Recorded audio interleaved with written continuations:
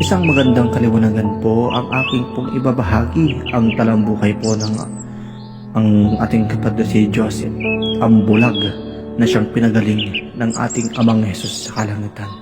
Pumanaog po ang kanyang presensya noong 22 ng Pebrero 2020. Magandang kaliwanagan, ang aking pangalan ay Joseph.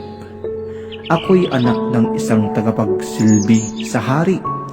Gusto ko lamang maipaabot sa inyo ang aking karanasan na kahit anong pagsubok man ang dumating, huwag lilimot at laging manalig sa ating Ama sa langit. Dahil ang bawat isa ay pinagpapala, hindi man nakikita ng iba, ngunit lahat kayo ay napakapalad sapagkat kayo'y napili upang magpatuloy ng simulan at sana'y huwag na kayong lumiko. Kayo'y magpakatatag. Ako'y itinaboy ng aking ina dahil sa aking naging kalagayan.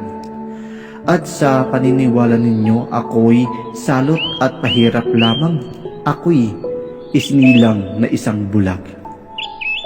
Kaya ang paglipas ng araw ay hindi ko na nasilayan at matagal na panahon na ako'y walang makita.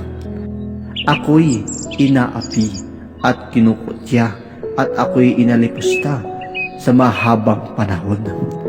Ngunit ang ating Ama sa langit ay nagbigay ng biyaya sa akin at siya ay ang kanyang bugtong na anak. Ibinigay para sa aming lahat at sa ating lahat upang magbigay ng pag-asa sa bawat isa. Kahit anumang pagsubok ay huwag dadaig dahil nariyan ang Ama sa langit.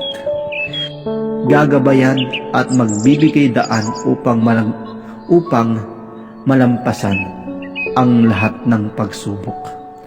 Kaya ako'y nagagalak at ako'y nabigyan ng pagkakataon muli na magkaroon ng bagong buhay. Ang Amang Hesus sa langit ay siya ang nagbigay sa akin ng paningin. Ako'y nagagalak at ako'y nakakita muli matapos akong pagalingin ng Amang Hesus sa langit. Ito'y aking binahagi, ngunit ang iba ayaw maniwala at isa daw akong baliw at wala sa katinuan. Kaya't ako'y pinutulan ng dila upang hindi na muli pang makapagsalita. Ganoon din ang aking mga paa ay pinahirapan hanggang sa hindi na ako makalakad, at maging ang aking mga kamay. Ako'y hindi makapagsalita dahil ako'y napagkaitan na din ng kakayahang magsambit ng salita.